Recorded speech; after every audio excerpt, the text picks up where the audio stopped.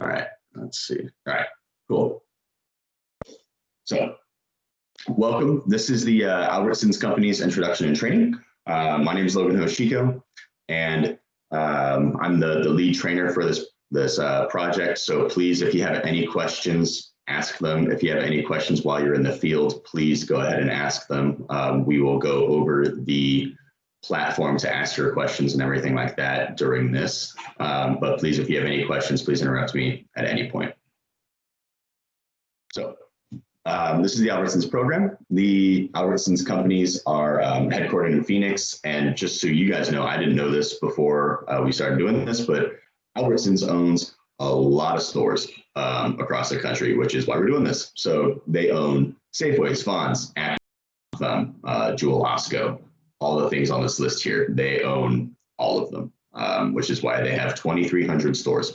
So we are going to every single one of them. We are doing this because they have a CMMS software. And if you've never heard of a CMMS software, that is a computerized maintenance management software. And theirs is called Corrigo. So their Corrigo software is used to submit work orders and track repair costs per asset. So ideally, so they will have an app on their phone. The store directors will have an app downloaded on their phone. That is the Corrigo app. They will walk up to the assets, scan the barcodes we're putting on them, and then they will be able to submit a work order to repair that, or they can track the repair cost for that asset so they can see that they've spent $5,000 over the course of a year repairing a $1,000 asset. Maybe they should just replace that asset instead of repair that asset. It's necessary to match Corrigo template to the BBNA data. So these are two important aspects. So the asset names and there's location strings. So the asset names, to touch on them a little bit, they are called very specific things to Albertsons, and we need to match them as much as we can, or well, 100% of the time. That's the ideal case, is we need to match the asset names to what they are called. So for the BB&A folks on the call, whenever we do an FCA or whatever condition assessment that we do, some of these names are going to be different. So whenever you go on site and you see a big air handler, the air handlers are not air handlers, they are main HVAC. That's just because the store directors don't need to have the technical acumen that we do. And so whenever their AC fails in the store, all they say is, hey, my main HVAC is down. So there are certain name adjustments that we have to account for, but the training documents go over which ones are different and exactly what specific names are in the app for you to use. Also, there's location strings. So the location strings, this is going to be a little bit different also for BB&A folks. The location strings specifically are dealing with what department the specific asset serves, not technically where it is. So if you're on the roof and you see an air handler, which is main HVAC, you are going to say it serves the main sales floor. The location for that is not the roof, it is wherever that item serves. So if you have a refrigerated display case in produce and you have the exact same refrigerated display case in the meat seafood department, it's going to be whatever product is in that refrigerated display case. So the refrigerated display case in produce is going to be location string produce refrigeration, and the meat seafood one, the exact same one, is going to be meat seafood refrigeration. If you need any have any questions, please let me know. But it's fairly straightforward. After you do your first site, you'll know you'll get the hang of it fairly quickly. Any questions so far? All right, I will take silence as everyone's good to go. So if you have a question, just unmute yourself and let me know. So why are we doing this? So it's for the store managers. So this is a very big point. So we are doing this for Albertsons companies as a whole, but we are really there at those specific stores to help out those store managers. So if something breaks, they need to be able to walk up, find that barcode within like 1 to 2 seconds, scan it, and then either put in a work code, a work order, or track how much they've been spending on that asset. So barcode placement is something that I'll touch on right now. It's not an exact science. It doesn't need to go in the exact same spot by every store that you do. The thing is that they need to be able to walk up to the asset and find it within 1 to 2 seconds and scan it. That being said, it can't be super in your face because customers will walk up and pick at it. It can't be, if it's a glass door, you don't want to put it on the glass. Default to, if the data plate for that asset is really accessible without moving a bunch of product, where the store manager can go walk up and scan it and then walk away, put it next to the data plate. If not, put it in the upper left-hand corner. The number one thing is be consistent through that store. So if you go to a store, I like to use refrigerated display cases in produce, for example. I like to put it on the exterior of the produce display case, upper left-hand corner. Some stores won't have that accessible because they have wood decor that blocks the upper left-hand corner. If that's the case, put it somewhere else that's not in your face when you're a customer. Think about if you're a customer, but also think about when you're the store manager, if it's easy to scan. Put it somewhere else, like next to the data plate, or do the right-hand corner instead of the left-hand corner, or the lower left-hand corner instead. The thing is, just make sure that when you're in a store, be consistent about where you put the barcode. So if you're at a refrigerated display case in produce, make sure that for every refrigerated display case in produce, you put it in the same spot so that per display case, the store manager isn't looking in different places for that exact same asset for a barcode, if that makes sense. Any questions with that? All righty. So the project scope, we are collecting asset images, we are barcode tagging, and we are doing a checklist. Second.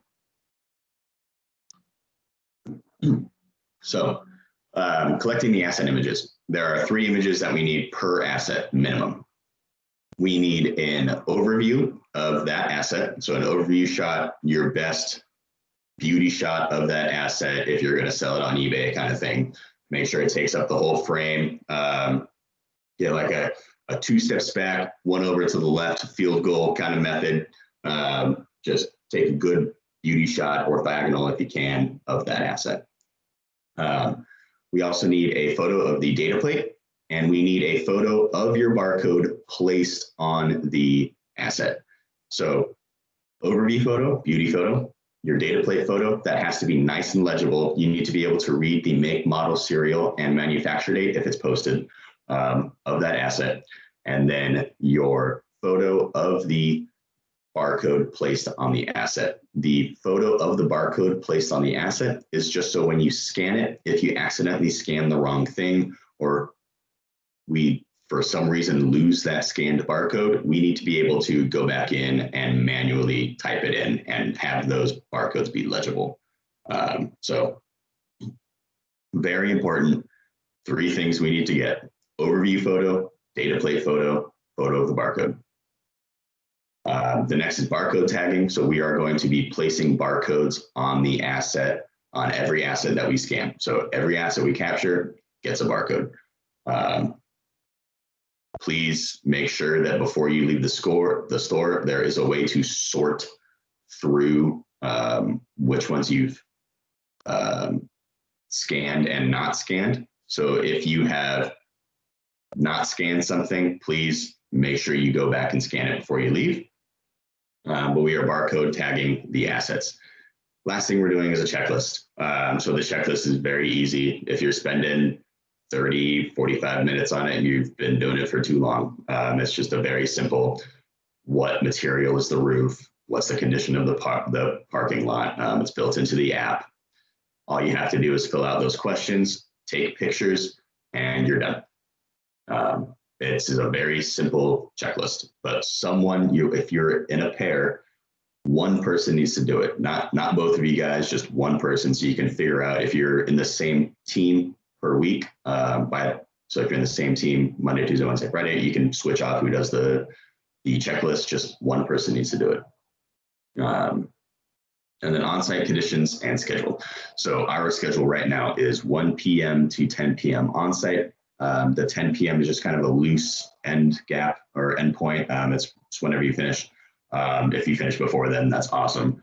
12 p.m. to 11 p.m. if you have a fuel center. So you get that extra hour if you have a fuel center. The fuel centers don't really need to take that whole hour. There's not a lot of assets in them, but we are permitted to be on site at 12 p.m. if you have a fuel center, 1 p.m. if you do not. You are not permitted to start when the store opens. It's very strict guidelines and direction from the Albertsons companies. We need to adhere to these 1 p.m. and 12 p.m. start times, unfortunately. But the first site you do will take probably about the full amount of time. But once you get a couple going, you're going to start cranking these stores out in 4 to 5 hours, probably 5 to 6. So if you once you get them going, you're going to be done pretty quickly.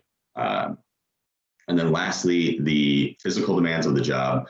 So we're just going to be upfront about it. It is the whole time you're on your feet. You're walking around. You are bending down to get data plate photos. You are kind of not contorting yourself, but you're hunching over and grabbing some photos. So those are the physical demands of the job. It's not the most strenuous thing you've ever done in your entire life. But so you know, you're on your feet the whole time. So data points. For a successful job, we are capturing all of these data points. It looks like a lot, it's really not. So like I was saying earlier, overview photo, data plate photo. The data plate photo must have the make, model, serial, and manufacturer date captured and legible. The asset name, which is the list of specific asset names that I've talked about earlier. Asset location, which are those location strings that I talked about earlier. Condition and effective age. These are the only two real subjective fields that we are capturing. So these are the only ones that you'll have to wear your assessor cap for. So what is the condition? Failed, poor, fair, good, or excellent. And then effective age, effectively, how old do you think this asset is? Scanned barcode, so you're just going to scan the barcode, and then you're going to take a photo of that placed barcode. For like a 100% perfect data store, we have all these things. And I would say that 85, 90% of the time, you can get all these things. We really, really need to emphasize that the data plates, we really need to capture all these data plates, as many as you possibly can, because the deliverable for Albertsons is so data centric, because really what they want is that make, model, serial, and these photos. That not getting a data plate it needs to be your first priority.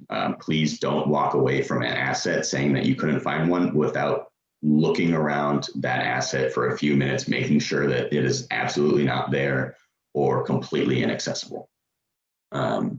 Any questions with the data points that we're capturing? And Logan, that's a good point.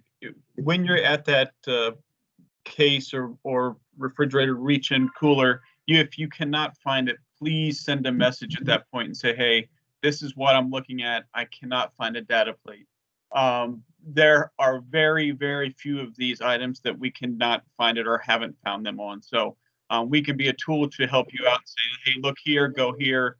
So please, at that point, use the Teams, send a chat, and just say, here's what I'm looking at. Here's a picture of the case. I can't find it. Yep, great point. Yeah, please use the Teams chat. I'll get into that a little later.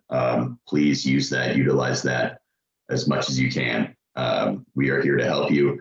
And especially if you are at an asset and you can't find the data plate, post a picture about it, and then we'll tell you where it is. If we know, we'll most likely know where it is or where the likely locations are. And then every time, if you're in a different team the next week, then you have that going forward. You can spread that knowledge. Yeah, great point.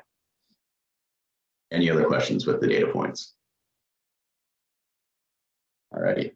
I have a question. Dan speaking. Yep. Can you hear me? Yeah, I can hear you. Yes.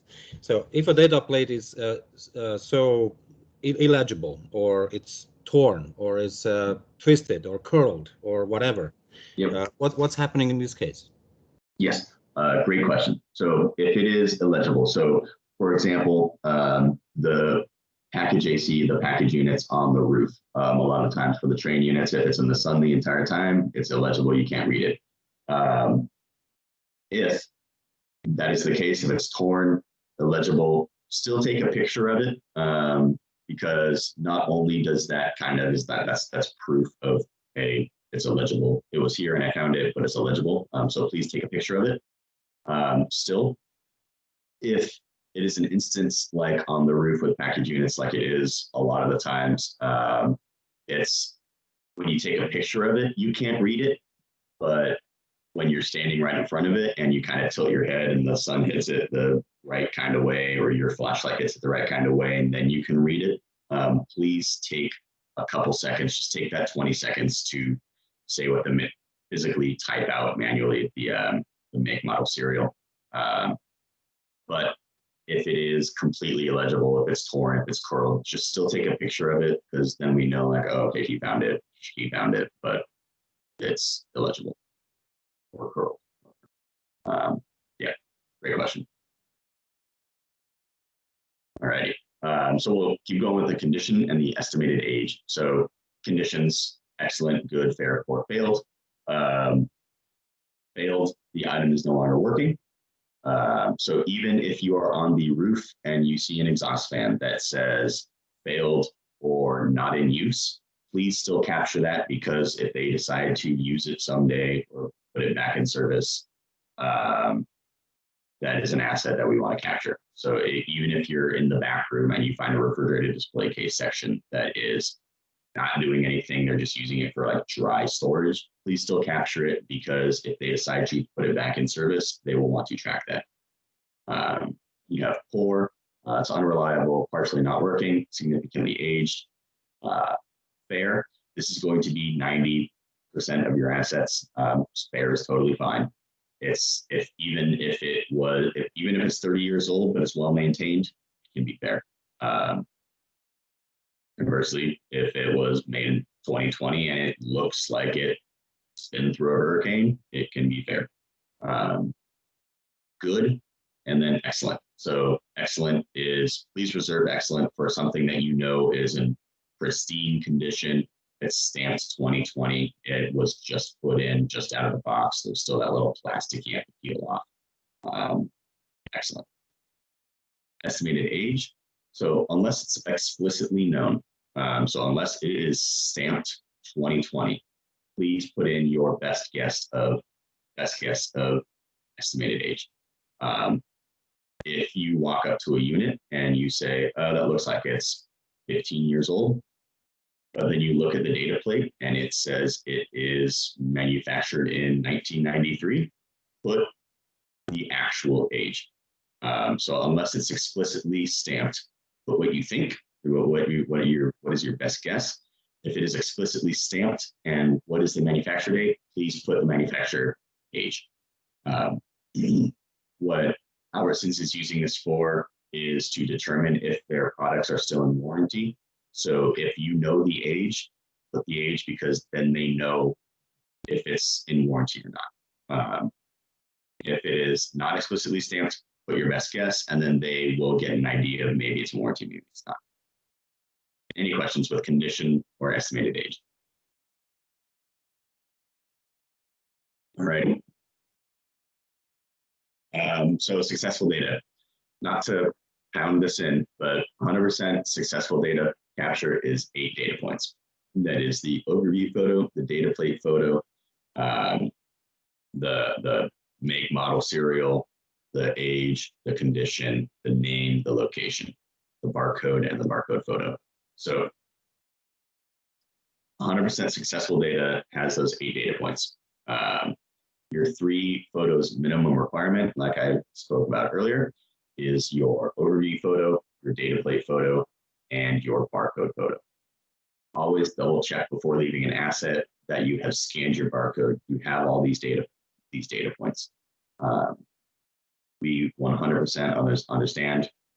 Josh and I have both been on site. We know that certain data plates aren't there, to Dan's point. They're not there, they're illegible, they're inaccessible, they are curled up, they've been fried by the sun for 10 years. We understand that. There is a section in the app that will let you click an issue that says illegible, inaccessible, or no tag plate found. Just know that this should not be the norm. You shouldn't be going up to every asset, not looking for the data plate and saying that you couldn't find it. But we do understand that for evaporator coils, for example, in walk-ins, that when you go, there might be 3,000 pounds of frozen turkeys in front of it and you can't move it, which we understand. Just take a picture of the situation. There is a spot for that in the app where it will say, this is your photo evidence that you cannot access this. Just take a picture of it, say it's inaccessible. Another example are unit heaters when they're suspended 30 feet in the air and there's no ladder to get to it. Take a picture of it, say this is the situation, can't get to it. It's totally fine. Just know that this should not be the norm. Approximate assets per store. We're looking at around 320 to 380 for an average size store.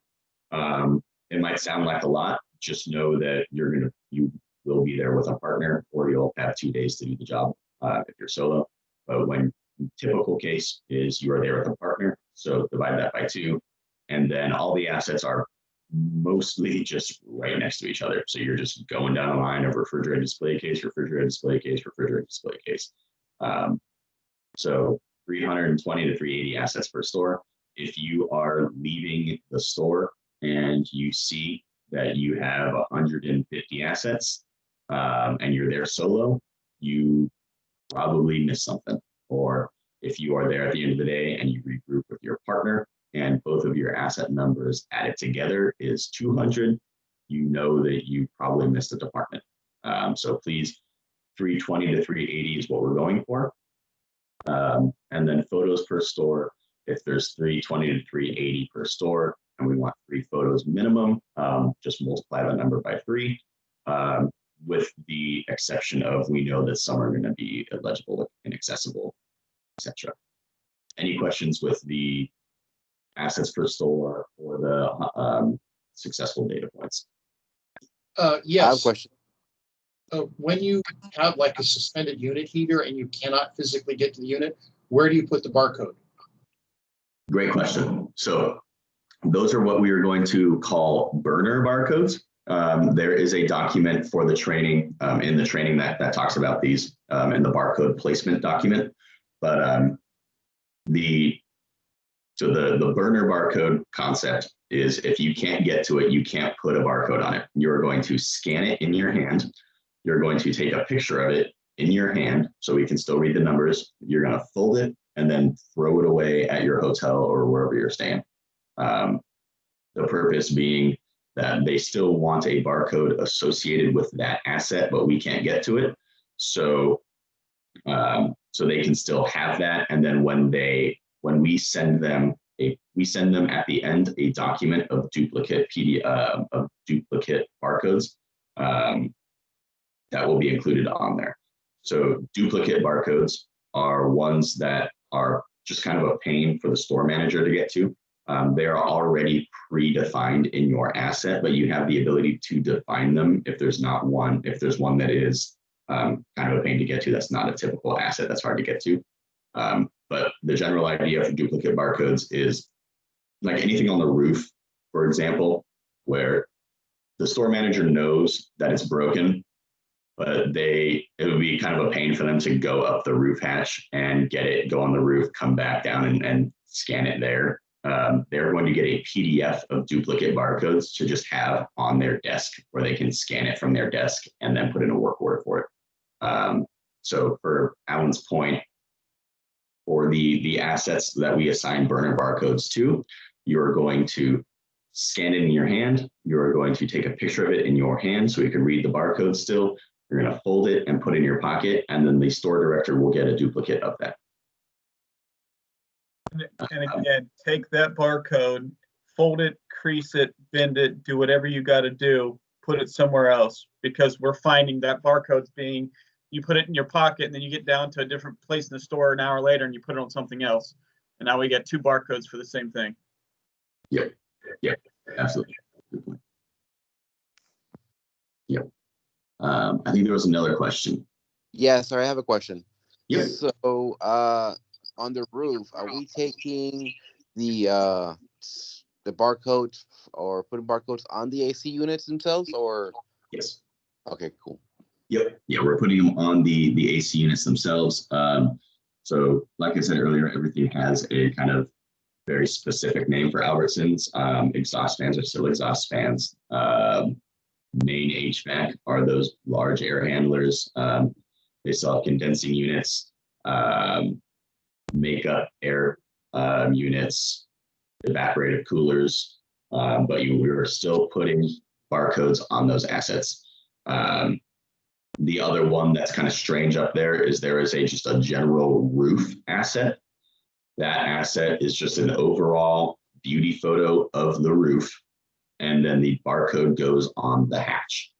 That's just so that when they have a roof leak, the roof technician has to come up, scan the barcode on the roof hatch to prove that he actually went up to the roof to do the work. But for the roof asset, the photo is of an overview of the roof, not the hatch, just so everyone's clear. Yeah, good question. Logan. I'm sorry. I have another question. Oh, sorry. Yeah, go for it. Oh, thank you. So about this successful data capture, eight data points. So you're saying that we have to take 3 pictures, one including the data plate, and 2 others of the asset. Is this the maximum number of pictures or is the minimum number of pictures? And if we take 4 pictures or 5, would it be acceptable or not acceptable? Yeah, good question. So minimum 3 pictures. So overview, legible data plate photo, and then a photo of your placed barcode. If you take more than that, have at you. I mean, go for it. I would honestly stay away from that, just because the more photos you take, the larger file size you are creating and the longer it is going to take to upload. So honestly, just do the 3 photos. If you want to take an extra photo of a certain asset because it's rusty or because you see a transformer that looks like it's going to explode, not only take a picture of it, but tell someone. But if when you're walking around and you're capturing a typical asset, those 3 photos, totally fine if you just capture those 3 photos. If you want to take 5, go for it, but I wouldn't take 5 per asset, just because, like I said, you're making that a larger file size that's going to take exponentially longer for you to upload. Yep. And Dan, you'll see once Logan starts showing you the app, it's clearly defined what we're asking for. So it's logically laid out in the app that says overview photo, data plate photo, barcode. It's going to scan the barcode automatically, and then it's going to do the barcode placement photo. So you'll see when we get to that point, it shows you. Okay, thank you. Yep. I have a question, Logan, on walk-in freezers and refrigerators. Is there a separate code for the walk-in itself and the evaporators and the condensing units? Yeah, that's a great question. So there are. So we are unfortunately capturing those separately. So you will put a barcode for the physical walk-in, the barcode for that always goes above the temperature gauge over the walk-in. So if your walk-in has 2 doors, for example, just put it on the door that has the temperature gauge. And then if your walk-in has 2 doors, it's still one asset. Just because it has 2 doors doesn't make it anything special, just goes over the temperature gauge. And then each evaporator coil gets its own barcode as well. Yep. Okay, and those will be enumerated in our list, pre-populated list. Yeah, so your I'll show you in the app once we get there. Putting stickers inside of the refrigeration area too. We got to make sure that we're cleaning off the evaporators. Yep. So Yeah, absolutely. Yeah, I'll get to that a little later in the presentation. Okay. But yes, so you're going to have a rag and some degreaser with you. Just clean it off. Make sure it's a dry, clean surface, and then you're good. Okay. Yep. We also know that some of these evaporator coils are going to be completely iced over, like it was the day after tomorrow. If and we don't expect you to sit there and scrape off 1.5 inches of ice to put this on there. In that case, just use a burner barcode and just scan in your hand, scan it, take a photo of it. But that shouldn't be the case 100% of the time. It should only be the case 1% of the time. But we know that some of the refrigeration systems, they're going to be completely iced over. So. Okay. Yep. Thanks. Yeah, good question. Any other questions? All right. So prior to your on-site, sorry, I'm trying to get my iPad. Of course, signed me out of everything because that's what Microsoft does. So make sure that you have the SharePoint access. That is like all these are non-negotiable. All of the training material is on SharePoint. I have them all downloaded. So if you're having random access issues, please let me know. I will send you all the documents. The iPad setup, make sure that you have Filemaker or 18 or 19 downloaded. I think FileMaker 19, they changed the name to Claris randomly. So C-L-A-R-I-S, Claris. Make sure you have that downloaded. You can find that in the App Store. Make sure that you have Lux Light Meter Pro. This is just so you can take Lux readings inside the store. It's free. Do not download the paid version. We just need the free one. That's in the App Store as well. Microsoft Teams, hugely important. This is completely non-negotiable. Please download Microsoft Teams. That is what you are going to be taking pictures of and submitting, asking questions. You will have questions in the store. We are all awake nonstop trying to answer these questions. Josh has never slept in the past 6 months. He is on Microsoft Teams answering these questions. So am I, so is Liz, so is Lowell. And then also, if someone else who's on site knows what it is, they will chime in as well. So Microsoft Teams, it's in the App Store. As long as you have the BB&A credentials, which you all should by now or by the end of the day, sign in, post something just to say that, hey, I'm here. We need this on every single iPad. And then the AC Go Albertsons module, that is located on the SharePoint. So if you do not have access to the SharePoint, you won't have access to the app that you use to capture everything, which is important, very important. Please, if you don't have access to it, please, please, please reach out before Monday. We don't want anyone saying Monday when they're at their site that they don't have the app yet, because then you can't do anything. So make sure you have SharePoint access, make sure you have the AC Go Albertsons module. Making sure that, so we have a video and documents in the SharePoint training that goes over how to download, what to download, how to get your site set up, etc. So please make sure that you do that. Question. Yep.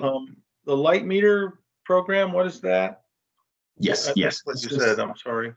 No, you're good. Briefly when we get to that point, but it's just an app in the App Store that is called Lux Light Meter Pro. All it does is you just say that you're indoors and you're using your front or back camera, and then you just hit a button in the center of the screen and it returns a number. Super easy. You just tap it like 5 times to make sure that it averages out. It doesn't get like a wonky reading because it was up against your sweatshirt or something, or your photo because you're representing BV. A few times, make sure it averages out, and then you take that number and you put it in the checklist. That's it. Super easy. Yep. Yep.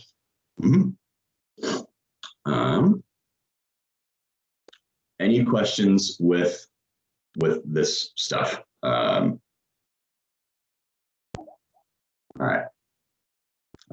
Again, the Teams channel, non-negotiable. Everyone needs to be in that Teams channel to make sure you're asking questions if you have them. So I have a question. Yep. On the SharePoint, there's like multiple files for the Albertsons module. Do we download the one that's most recently? So in the, let me actually check that out because let's see.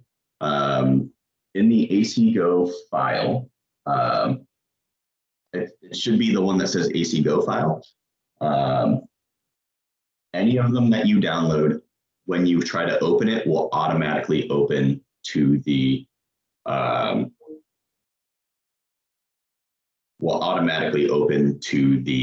most recent. So it looks like you might be in the archived folder. So if you just back out one step into the so out of the archived folder, there's one just below it. That's just the b3 blank dot fmp12.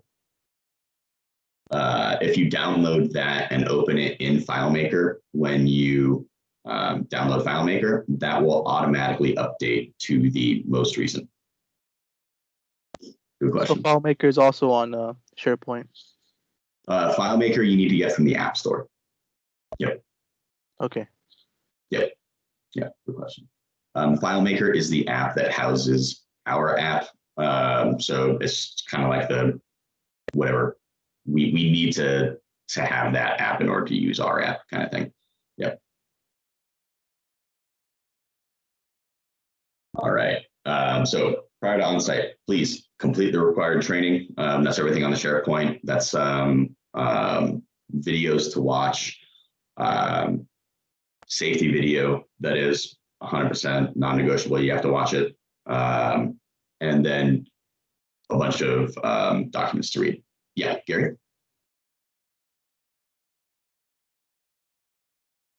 You have a question, Gary?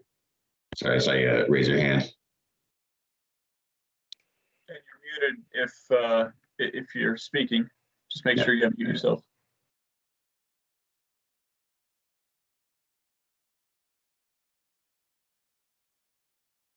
All right. Dan? Yep. What is the guitar pick for? What are you required to sing or what? Yeah, so you're going to go into the cooler and with the banjo. Yeah.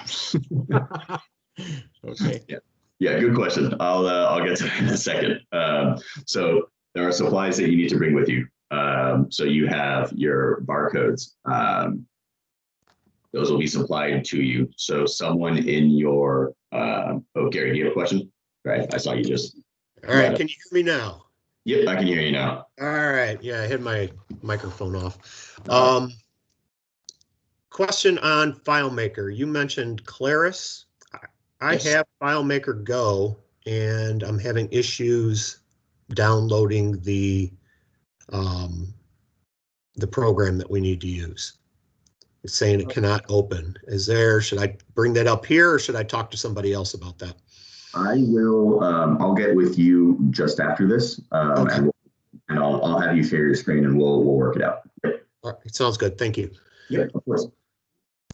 So the barcodes, those will be supplied to you. So Lowell sent out a big email yesterday If you are not on that list, just make sure that your partner or whoever you are with next week is on that list.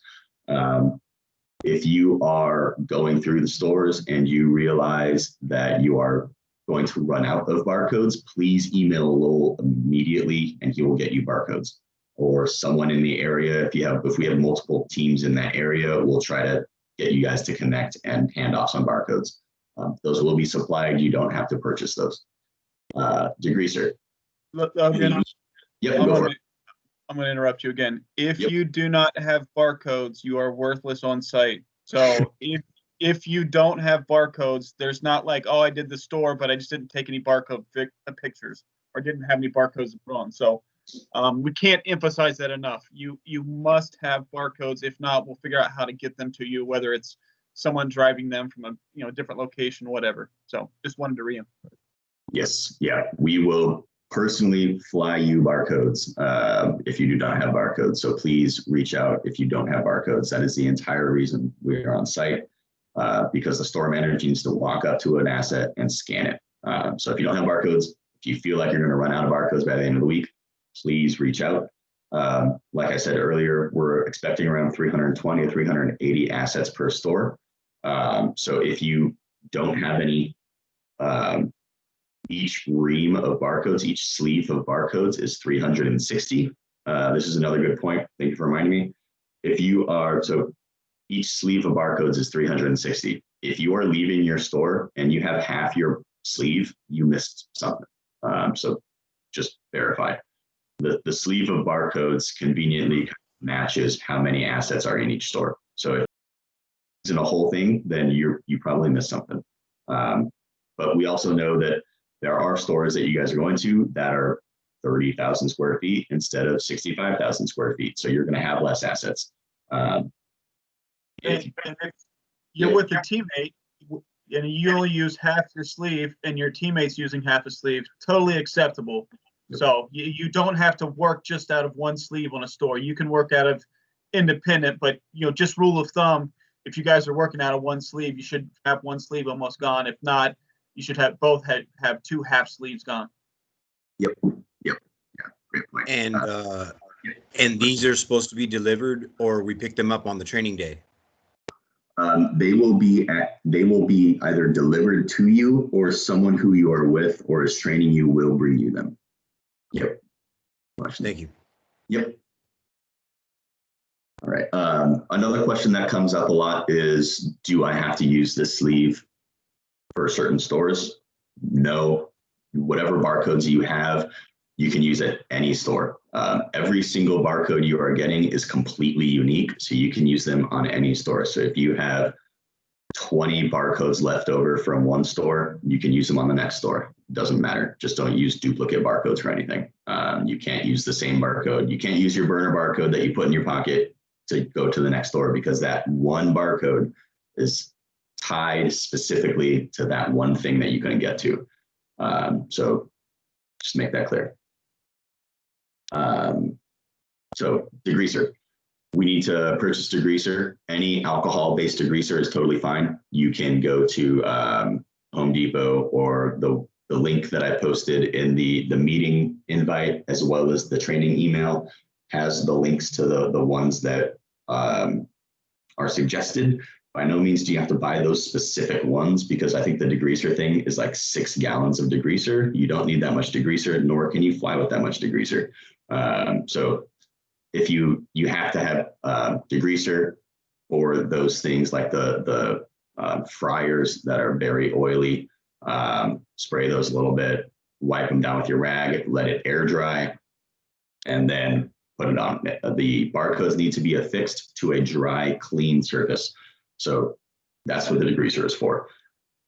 Also be warned that the degreaser on the roof, if something is dirty and you spray it with degreaser, like a data plate, the degreaser has a tendency to wipe off the data plate for some reason. Like the ink on the data plate will come off in certain scenarios.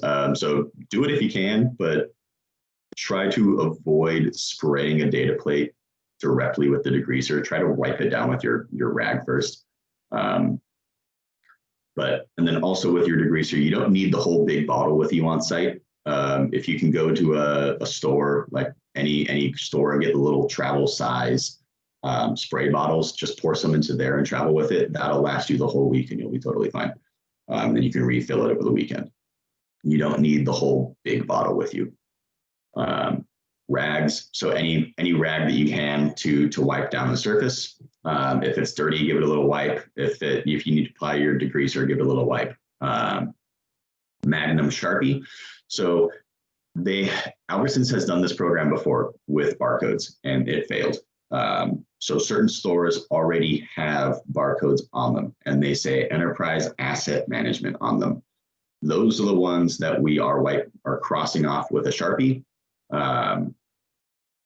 And only those. So if you see any other barcode, we're leaving them there because that's for something else. But ones that are metal that say enterprise asset management, we are crossing off with a Sharpie, just so that the store manager doesn't get confused with which one to scan. So enterprise asset management, they're a little flimsy metal barcode. You're crossing that one off and you're putting our barcode next to it. Ours are much better. Theirs are really flimsy. Ours are nice and very sturdy. Another good point is please with the barcodes, put them on straight. It is driving Lowell crazy looking at some photos of these placed barcodes that are upside down and crooked. Please line them up with a straight line on the asset and put them on straight. The second that you put them there, they are not coming off unless you pry them off with a flathead screwdriver. They are very, very good adhesive and stiff metal on the back of these things. So please put them on straight. Because with those barcode photos, we see if they're not straight. Your rolled adhesive. So you can find this at any Lowe's or Home Depot. This is just so that you can cut a little piece off when a surface is so oily that the degreaser doesn't work, or so dirty, or so dimpled that there's so many dimpled surfaces that you can't affix the barcode to or it won't stick on. You're cutting a little piece off, putting it on the back of your barcode, and then putting it on the asset. Non-slip shoes, non-negotiable. You need to have these. You can expense up to $50 on these. If you want to go a little above that and get some nice ankle support non-slip boots that you want to use for a while, that's totally fine. Just know that up to $50 is what you can expense. Hi, Logan. This is Matt. I have a question about the shoes. Yeah. Are steel-toed boots acceptable, like construction boots? As long as they're non-slip, totally fine. Okay. Yep. And I also have a question about the degreaser. The Zap came in a concentrated form. Is it supposed to be diluted per the instructions, or is it supposed to be the actual concentrate form?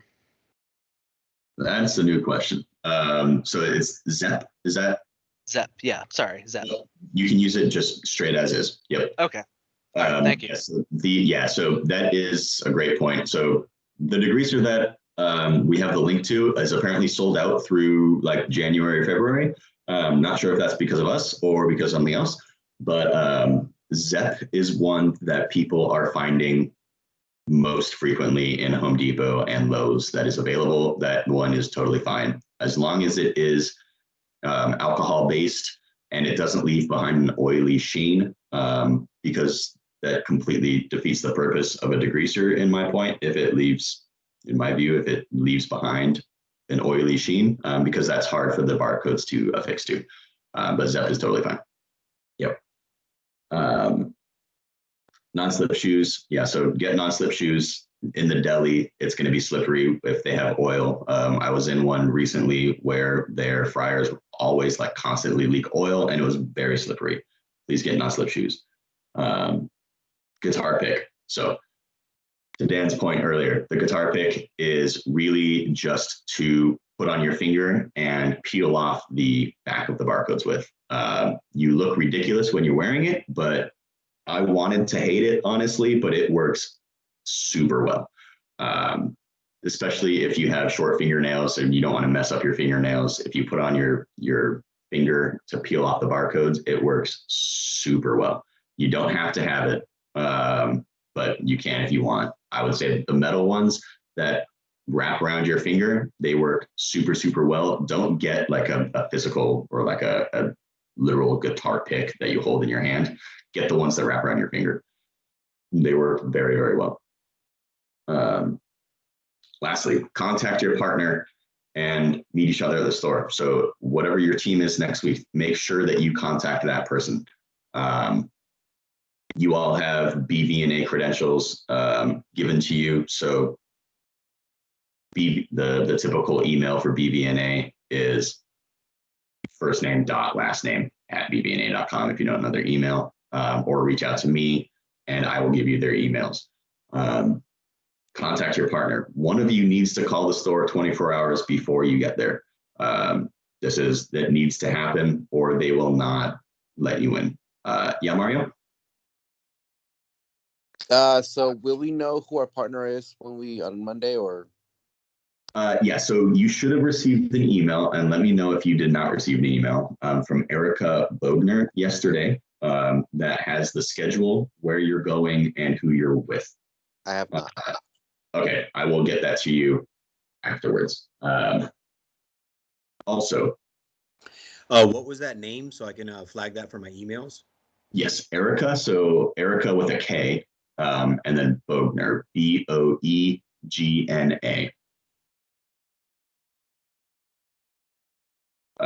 So that's a great point that you've reminded me of, Mario. So for all the CEG or Alliance Partner folks that we've set up BVNA email addresses for you, make sure that you set those up. So you need to call the help desk. The phone number is included in the email that I sent earlier, and the meeting invite.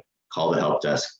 Don't say that you need an account set up, because then they'll say, oh, we need a ticket, and you have to do it after the ticket gets submitted. You already have an account set up.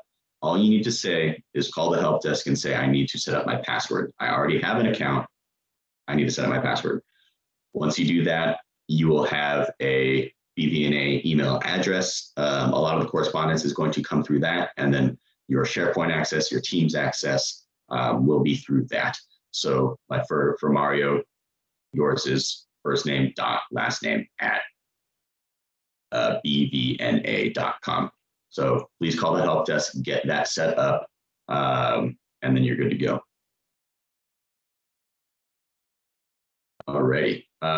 Yeah, so please call your sites 24 hours ahead of time. You can do that today. You can do that on Friday. You can do that tomorrow. You can do it Sunday. Just please call your site 24 hours ahead of time, and say, hi, I'm working with BVNA. We're doing asset inventory of your store. Just giving you a heads up, we're going to be there from this time to this time, putting stickers on everything, and we're going to need access to everything. If they come back and say, hey, I've never heard of this before, you can't come in here, let us know, and we will contact Albertsons corporate, and Albertsons corporate will contact the store. There will be other instances of you will call the store, you'll ask for the store director, you'll get the store director, and they'll say, hey, totally fine. I got the email from Albertsons internal, and I know you're coming. That's awesome. And then you get to the store, and that store director is not there, and their assistant manager is there, and they have no clue you're coming. That will happen to you, just so you know. Their communication is not as good as we would hope it would be, but it will happen. So in that case, let us know. We will contact Albertsons corporate, and they will contact the store. We'll get you in there within 10, 15 minutes, hopefully. But just so you know, any access issues, please let us know immediately. Yep. Alan, do you have a question? Yeah, Alan, you're good to go. Yes. With regards to software, what's the specific requirement for Chrome? So yeah, Chrome, I would download Chrome just because it's a little easier. If you have an iPad without Chrome, I would download Chrome and use that your primary browser. You don't need it by any means. It's my personal preference. I would I was just curious because like, I have Chrome, but yeah, okay. Yeah, What yeah, no, yeah. SharePoint app? I Get a notification about there's a SharePoint mobile app. Any opinion on that? would, okay, yeah, great point. Thank you for reminding me. Do not use the SharePoint mobile app to download the file. Please use your browser. I would suggest Chrome, to Alan's point. To download the app to use this, use your browser and then go to SharePoint. Don't use the SharePoint app, because when you do and it says open, it will just shoot out a bunch of code mumbo jumbo that you can't use for whatever reason it is. Please use the browser to download the mobile app. If you have any questions, just give us a call. We will help you. Thank you for reminding me, Alan. All right. Please, yes, call your sites 24 hours ahead of time. Just coordinate with your partner. One of you has to call. You don't both have to call. One of you needs to. So coordinate. You can swap off every day if you want. If one of you wants to call one day and then the next day someone else does it, that's totally fine. I like to call when I'm sitting in the parking lot waiting to go into the next store. So whenever I'm waiting on when I'm in the parking lot for my Monday store, I call my Tuesday store just so I know it's exactly 24 hours ahead. Just that's what I do. Any questions with this? Alrighty. Time sensitive areas. So the deli, bakery, meat and seafood cannot be accessed before 7 p.m. Please wait until they're closed. This is kind of annoying, but it's what we have to adhere to. So the deli, bakery, meat and seafood, if you've been to your local Albertsons or Bonds, they have that sales counter. That sales counter is what we can't be behind. But sometimes, and most of the times, they have that area behind the so it's like the actual where they interact with the customers. And then there's a wall, and then there's all the ovens and the exhaust hoods and everything like that. We can be back there. We just can't be behind where they're physically taking orders. And all that kind of sums up to is about 20 assets with all the deli, bakery, meat, and seafood combined. We just can't be behind there in the way of the customer Albertsons associate interaction. Starbucks. If you've ever been to a Starbucks inside one of these grocery stores, it's pretty tight in there. Wait until they're not busy or closed. It's already tight in there with one person. So with another person in there, it's too tight. So just wait till they're not busy. Ask them if you can get back there. You're only going back there for about 10 assets. So you're going to be there for 5 minutes, 10 minutes total. And then, yeah, just wait till they're not busy. Your pharmacy. You must go when it's open. When it closes, it's closed. The store director does not have a key to it. Only the pharmacist has a key to the pharmacy. So make sure, and they always close a little bit before the actual store does. So please make sure that you're going there when it's open. If they are they don't want you back there, please let the store director know. The store director will kind of escort you through the area. Roof and outdoors, please do these when it's light out. Do not go on the roof when it is dark out. Also, if you have snow on your roof, you are not permitted to go on the roof. Let us know immediately if you have snow on the roof. But the roof and outdoors, just because you're taking pictures for the checklist, it needs to be light out. Manager's office, you need to get 3 assets in the manager's office. Just make sure that you get in there before the manager leaves. That's all. Any questions with these? All right. On the roofs. Yes. Lowell told us in a sort of a kickoff meeting that if there's a dry, clean path to all the assets, it's acceptable to do the roof. Yep. Perfect. Did that make sense? Okay. Yes. Yeah, absolutely. So the answer to that is if you feel safe, if you feel secure, if you feel like you can do the job without harm to yourself, you can physically see the lines, the gas lines, anything that might be on the roof, please proceed. If you feel any concern that there's risk, harm, injury, anything that puts you in harm's way, please stop and do not do it. So that's kind of the rule of thumb that we've been working with. Yes. Good point. Thank you. Any more questions? Sorry, I know we're going over all of this stuff is super important, but if you guys have other things, please you can drop off if you want and then listen to the recording later. But we're almost done. Arriving on site, please find the store manager. Before you start doing anything, find the store manager, go up to the customer service desk, ask for the store director, say, I'm this person I called the other day, and he knows I'm coming. She knows I'm coming. Find the store manager, they will come, tell them you're there, ask about assets on the roof, access to sensitive areas like the office and the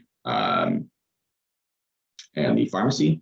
So if you're doing a fuel center, assess that first, just to get it out of the way while it's still light out. Do the fuel center, coordinate with your partner and get the time sensitive areas. So usually when I'm on site, if I'm alone, I will go to while I have the store director, I will ask them to escort me to the manager's office and then to the pharmacy to get those out of the way, and then ask for roof access. So the roof access is the big one. So if they say like, oh, I don't know where the roof hatch is, you need to find the roof hatch. Sometimes it's locked. Make sure that they're with you so that you can go grab those. Yep, Mario? So I'm here in Washington and it's dark at like 4:10. Yeah. So when you start if you have that fuel center and you start at 12, or if you don't, you start at 1, make sure you hit that roof first thing. The roof, you'll be surprised when you go to the roofs of these stores of how little assets they have on the roof. You'll get maybe 20 assets on the roof. They'll have exhaust fans, they'll have some of their HVAC and some of their refrigeration systems, and that's it. So once you're kind of familiar with the scope and how to use the app, you'll be up and down on the roof in 30 minutes. So I used to do permanent Walmart and it was like 50 or 80 units up there. Okay. So. No, you're good. Yeah. They'll literally just have little units over each of their departments, and then that's it. Cool. I had a question regarding like other time sensitive areas, like let's say the bakery or places that have like food access that require like, fruit handlers permits. What do we do for areas like that have assets?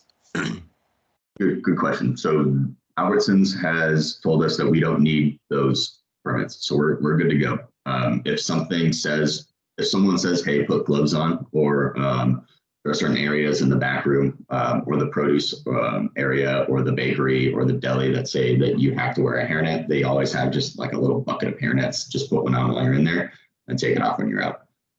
There are no permits necessary for this.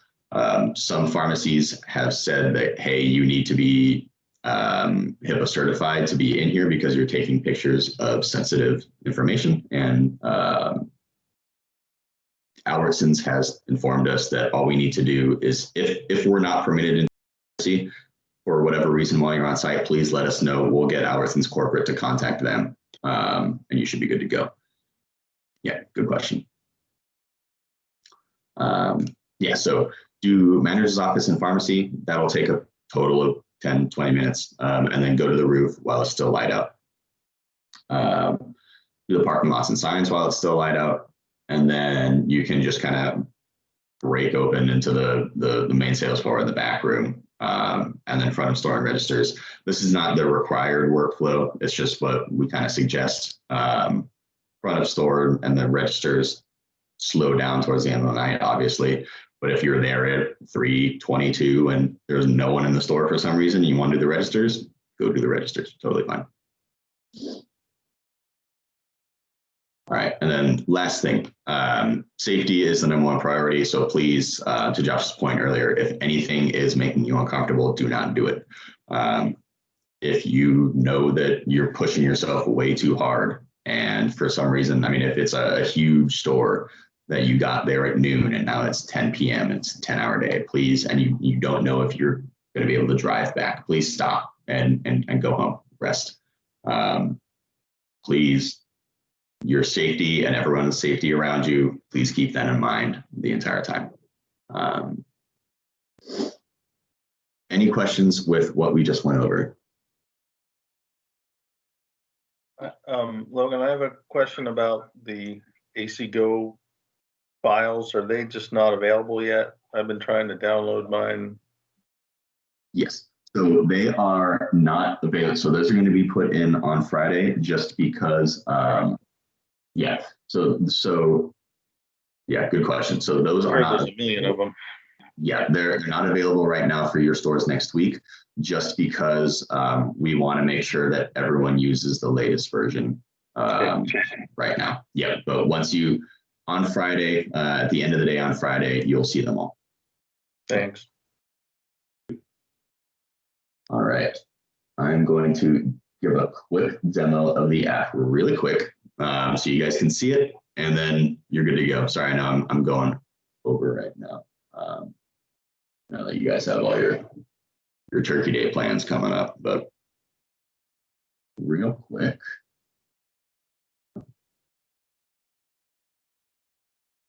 I'll share my screen here.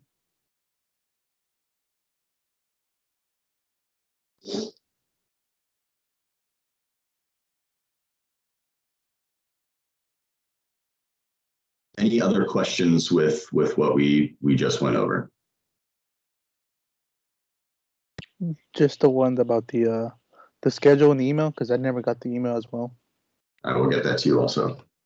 I'm working on that right now in the background. So thank you. Yeah, I think that's just because it might have gone to your BBNA created email address. Also, just check for if you got it accidentally like sent to your spam or something. But we're working on that right now. And that was Mario, right? That was Martin. All right. Mario, yeah. Martin and Mario. Okay. Mario, it's coming to you right. Mario, it's coming to you to your GLT Gmail email. And Edward Castillo as well. And I didn't get it either. This is Kyle Geek. Perfect. All right. Let me share my screen here. That was Edward Castillo that didn't receive it, if you didn't hear that. Okay, thank you. Yep. All right, so just a second while this transfers and downloads, but this is your app. So real quick, for everyone, this is where you're going to go to download your file, your ACGO file. When you're in the Albertsons SharePoint, all your training documents are right here under training documents. This is going to be your file. So ACGO file. And then you'll just download this on your iPad and open it in Filemaker. Okay, so even though this says version 3, when you download it, it automatically updates to version 10. You'll hit OK. I need to.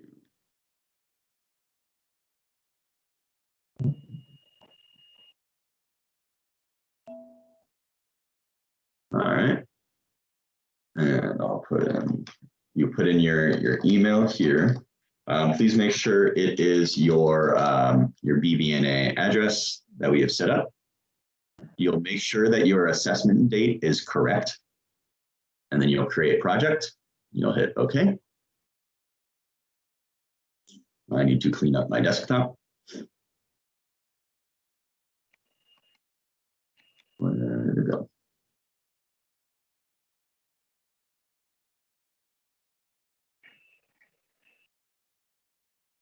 If you want me to run air server, I've got it running. Yeah, do you mind? I'm not No, sure. I don't mind. All right. Yeah. Sure. I don't mind at all. What screen that disappeared behind, but You got it. Now, all of these apps are to be downloaded to the iPad, correct? Not to your personal computer? Correct. So your LuxMeter app, your Filemaker are both on the App Store. So download those on your iPad. Your actual Albertsons AC Go file that you'll use to do the entire store, it is on the Albertsons SharePoint, but you will still download that to your iPad. Everything's on your iPad. Don't show up without your iPad, because then you're just as useless as not having. So make sure your iPad is completely good to go, full battery. Make sure also you are permitted to. Yeah, it was included on the email. You can expense a $20 external battery. Please bring that. If your iPad dies, it's bad. So if you have an external charger, please bring that on site.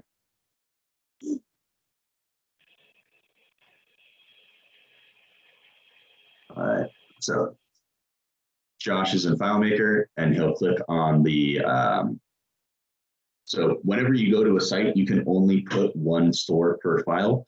That is because you will, if you have multiple stores, your file is going to get really, really large. So when you're done with these, we're having sites that are over a gig that need to be uploaded. So please do, it's one site per file. It won't even let you do another site per file. So every time you go to another store, you're going to go back to that blank version, click on it, and then create a new project, and that'll save a new file to your iPad.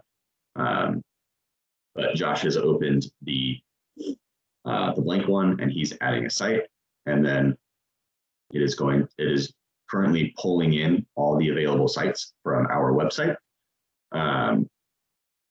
So the only time that you need Wi-Fi or cellular is when you're downloading your site and when you're uploading your data. All other times you can be on airplane mode unless you have a question, then pop off the airplane mode.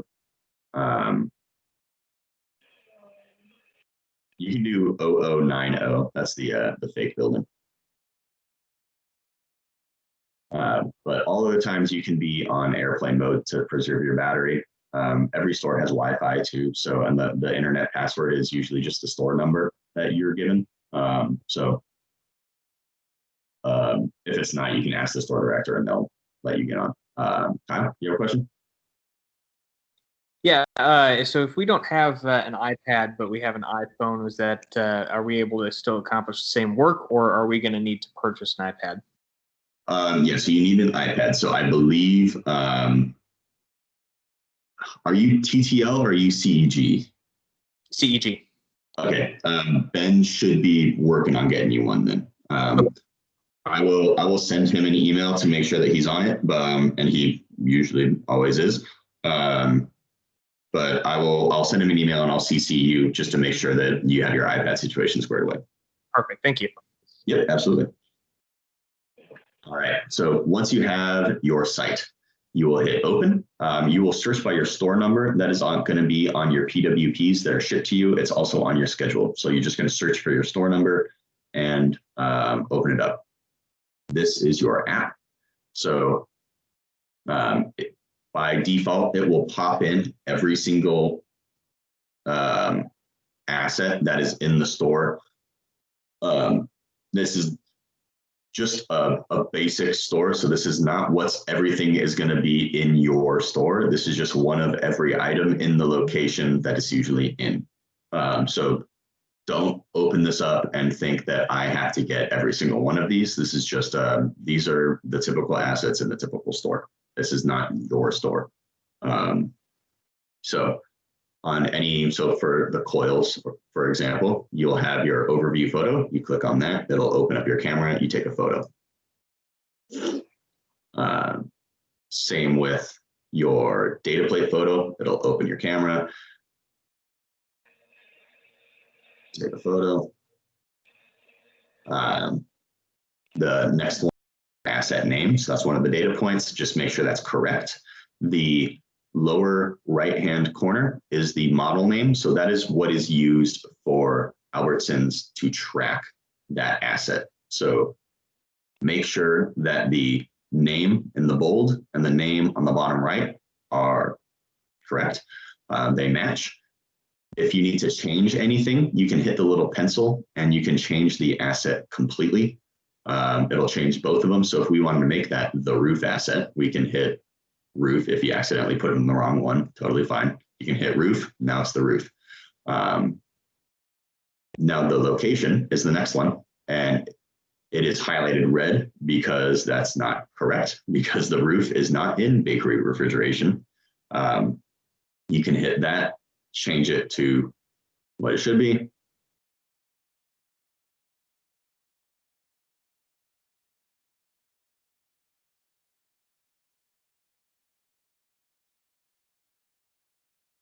Perfect.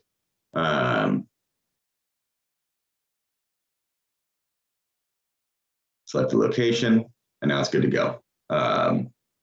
So that's your location and your name of your asset. You have the condition, so you'll say what condition is it in. You'll select one of those. You have your estimated age. The bottom right-hand corner is the estimated useful life, just as a reference point for you. So if you're not really sure how long a refrigerated display case is supposed to last, that bottom right-hand number is what it is. So refrigerated display case is a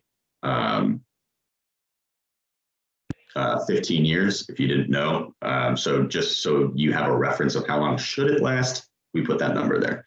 The effective age is how old do you think this is, unless it's clearly posted how old it is. You'll hit barcode.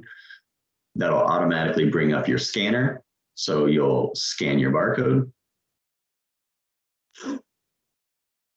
Which this won't work because I don't have a barcode. Yeah. Then if he hits cancel, it'll automatically bring up your photo for the actual placed barcode photo. If you want to turn that off, you can go to your help button at the top of the screen, and it will turn off the automatic transfer of the camera function.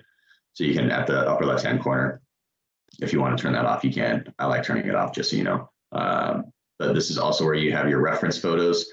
For every single asset has a reference photo. So if you're not sure what something looks like or what it's called, every single one has a reference photo, so you know what it looks like. Just so you know, this is here for you. Please look at it. All these photos are what's in the training documents as well. Jesse, are you CEG or TTL?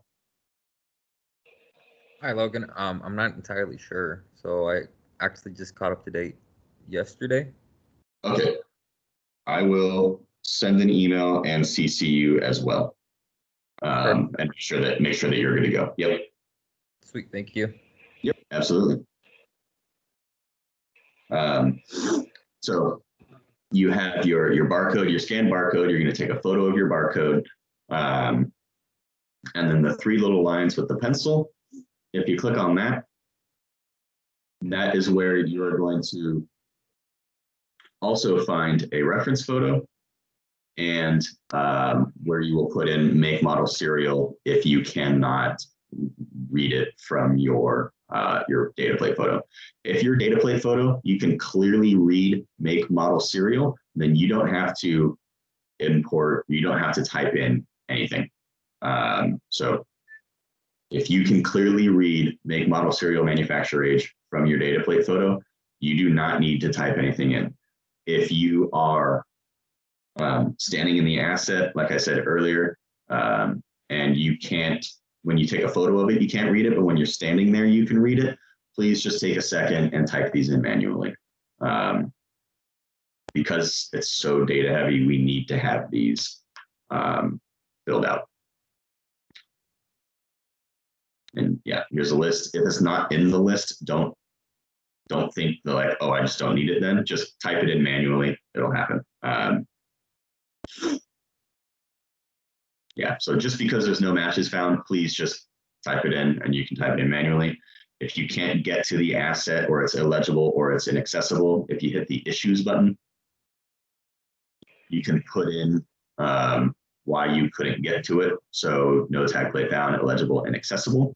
There are other times where you walk up to an asset and you can see that it's a Hussman refrigerated display case, but there's no tag. Please put in the make field, that first field, type in Hussman, and then in the next field, put no tag plate found. If you know what the make is, please just type it in. And then the next one for model, just put no tag plate found. That way we know what the make is, but you couldn't find the data plate, because sometimes it's clearly stamped what it is, but the data plate's illegible or you can't find it. In the upper toolbar navigation menu, you have Doug. So the Doug assets are drive up and go. So if you have drive up and go assets, this will appear. It means that you need to find these drive up and go assets. They're just refrigerators and freezers and maybe a food warmer that are somewhere in the front end or the back room of the store. I have a document that I'll be releasing today about it, but please look for these assets. If this is illuminated, you have them there. Conversely, if this is not illuminated, it doesn't mean it's not there, because they gave us a rough list of the ones that they know they have, but because of COVID, they're constantly adding this to their stores because it's the pre-order online, and then we'll bring your groceries out to you, so you don't have to be in the store functionality. So please, if that is illuminated, you have them, but be on the lookout for these assets no matter what, because they could be at the store. They just don't know about it yet because corporate hasn't made us way all the way to corporate yet. They're just refrigerators and freezers and maybe a food warmer that are in like a random cluster in the front of the store or in the back of the store. They're 99% of the time, they are labeled Doug on them, drive up and go Doug, so that they have their own specific line for freezer drive up and go and refrigerator drive up and go, not just freezer or refrigerator. So please make sure you capture those. But you also have your scope changes. That's a big one. So before you go on site, and just make sure, if you're unfamiliar, if there's anything in the scope that changed, so what we added, what we removed from scope, that you no longer have to worry about. So maybe you did one week and then 2 weeks later you're going back to a store. You just want to make sure that that scope is the same. You have that there. You have your help button. That goes over a quick demo of everything. It has the help docs, it has the reference photos, it has the condition rules associated with it. So you have that there as well. Your checklist is the next big one. Remember, one person has to do a checklist. So please, it's a very simple checklist for each of the dark gray headers. So each section, take a couple beauty photos. If you're walking around in the drive aisle, just take a couple photos of the drive aisle. If you see there's a ton of cracks in it, take a photo of the cracks. You don't need to go crazy with the photos, just 1 to 2 photos per section. Each section needs to have a photo. Please, can't stress that enough. If we get back and the checklist does not have photos in it, or a section of the checklist doesn't have photos in it, we're going back to that store. We need to have photos. So you're just going through, checking these off. It's very quick. The score modifier, you don't have to worry about it. It's built into the app. And the parking health score, the health score at the bottom is built into the app. You don't have to worry about it. Every time for each one of these sections, Josh is going in and filling everything out. When you're done with it and when everything is marked off, it'll be marked at the top with a green section that says you're done with this section. It's complete. You don't have to worry about it anymore. So you'll go through and do that as well. I'll wait for him to fill things out so you guys can see what I'm talking about. Yep. So it says parking section complete. You don't have to worry about it anymore. So you have those for roof as well. If you guys are not familiar with roof materials or lighting, we have entered in these help photos just to say like, hey, this is clay concrete tile, this is EPDM, this is TPO, so you can help identify those. So there's a section for interior lighting. This is where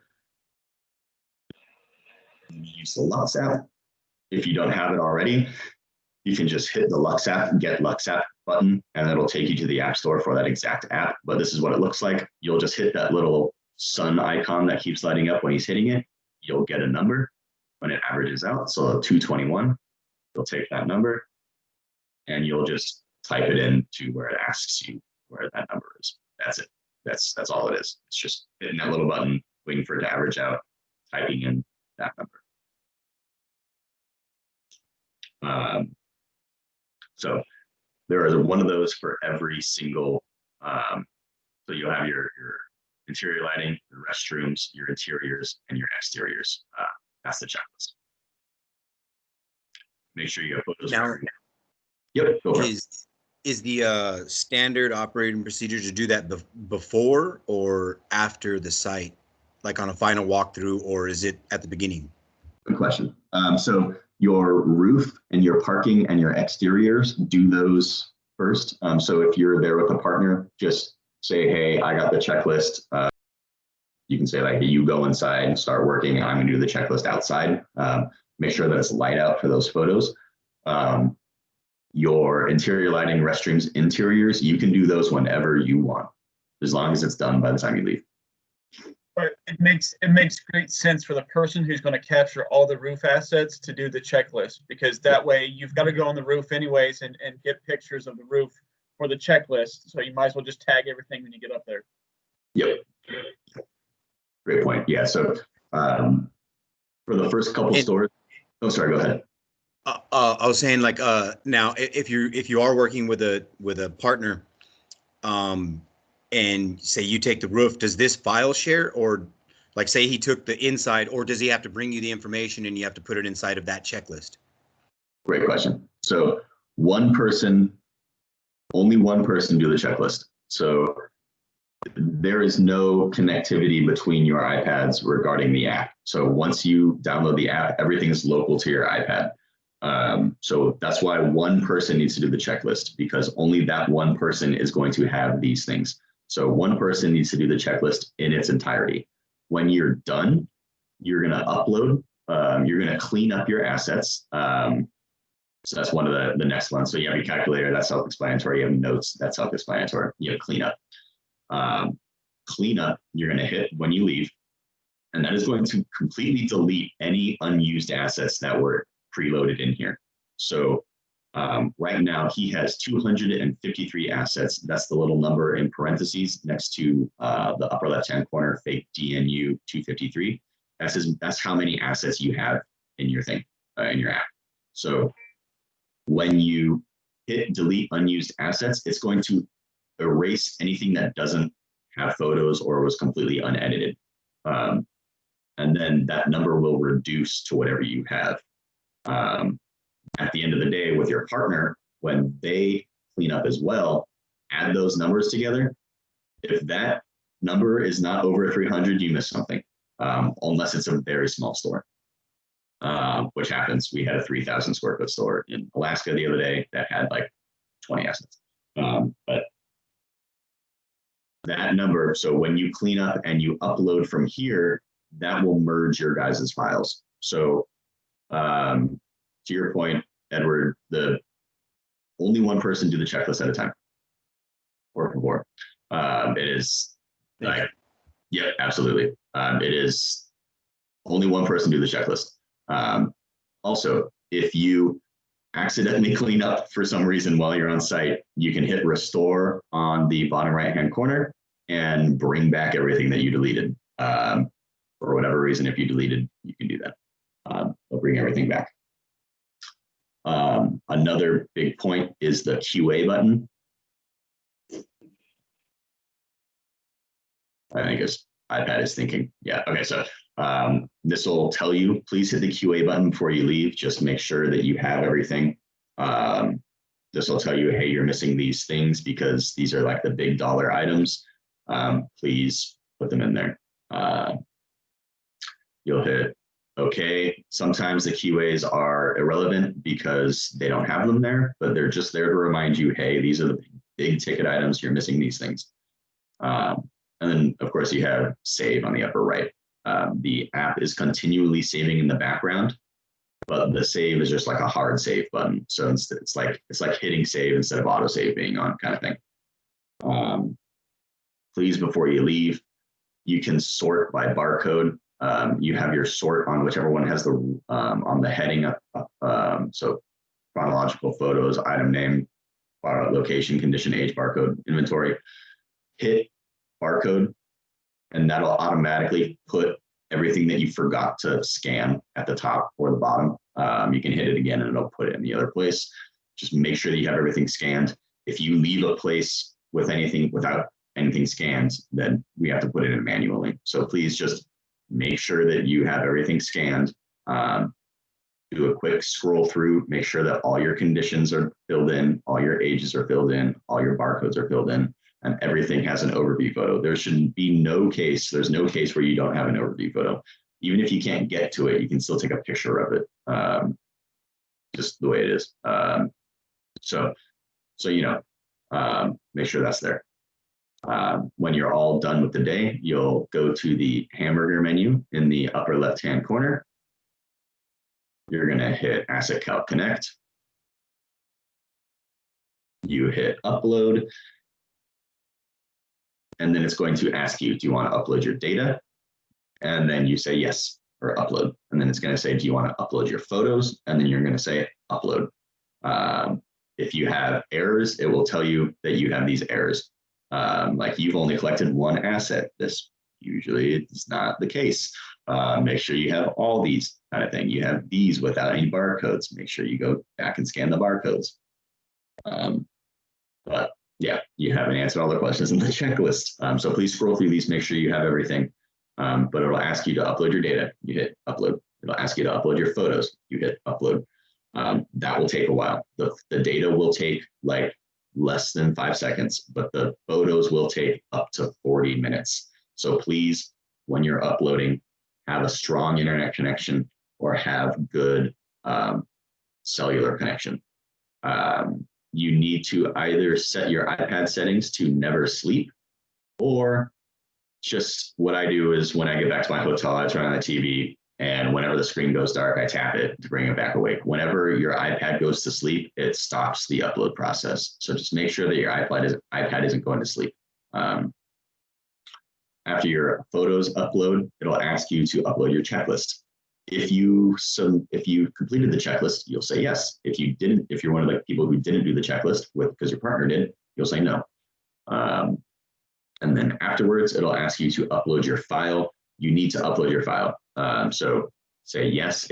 This is the system saving your entire file up to our cloud storage so that we can pull it down if we need to do anything to it. If it got corrupted, we can figure it out and go into the file manually in the back end and grab anything we need.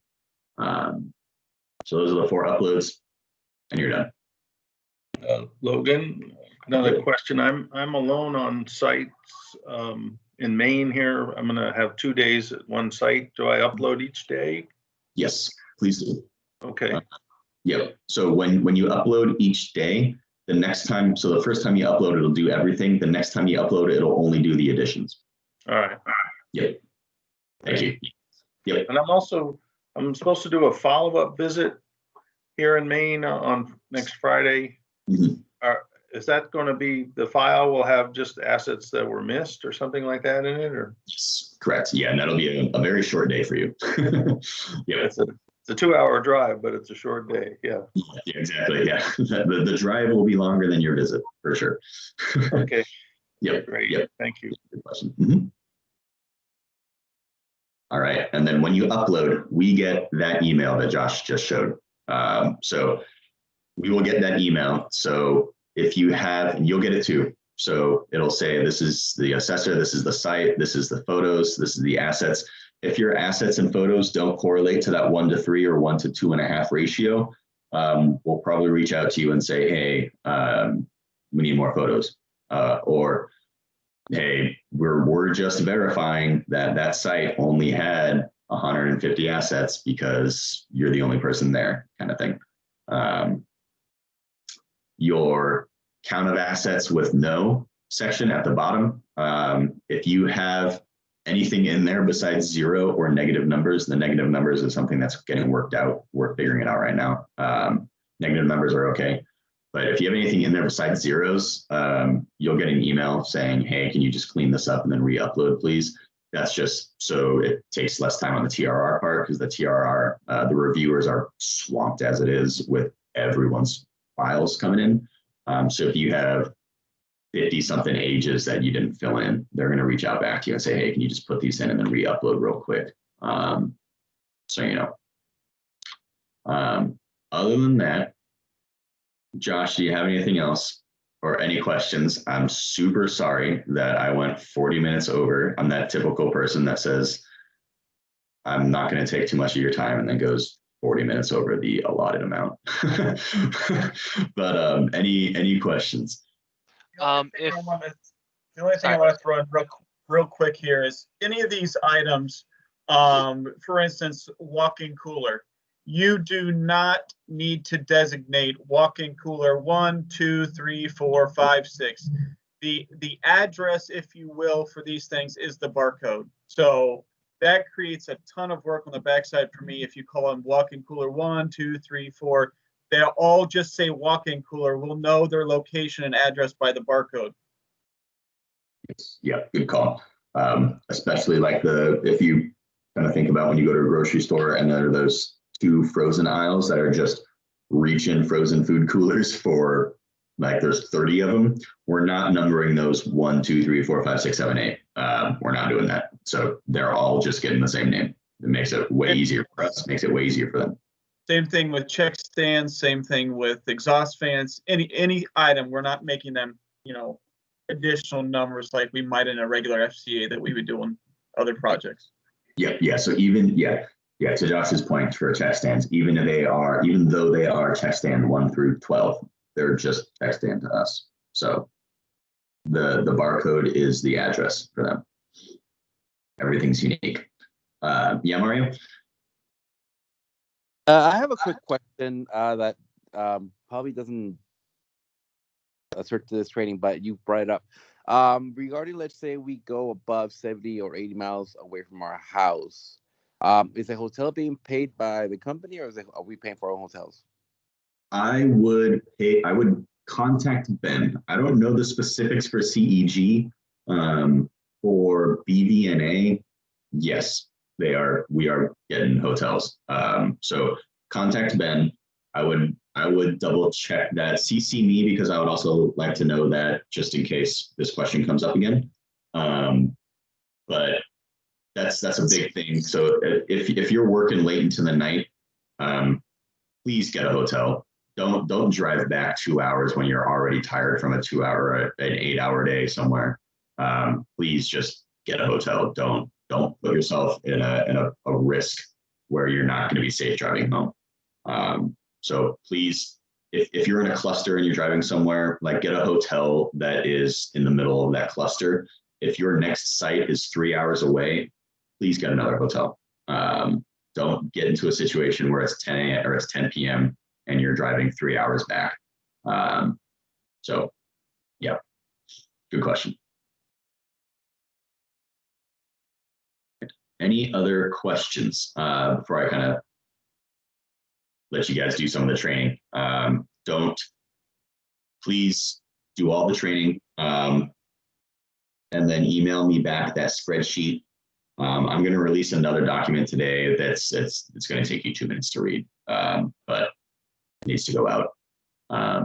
If there's any other questions, please let me know. You need to have SharePoint access. You need to have your Teams access as well. So if you don't have access to any of those, please let me know immediately. All right. Yeah, I apologize again that I went 45 minutes over. That's my bad. I owe you guys something. But please, if you have any questions, please reach out. We're here. While you're on site, we are available the entire time if you have questions on that Teams channel. And then Gary, I will help you load ACGo right after this. I'll call you on Teams. So thank you guys. I appreciate your time. Really, really appreciate it. Please reach out with any questions. If not, have a good holiday week. Have a good Thanksgiving, and have a good time on Monday. All right. Thank you guys. Thanks, Logan. Yep. Thanks, Logan. Yep. All right. Bye. Thanks, Logan. Bye. Bye.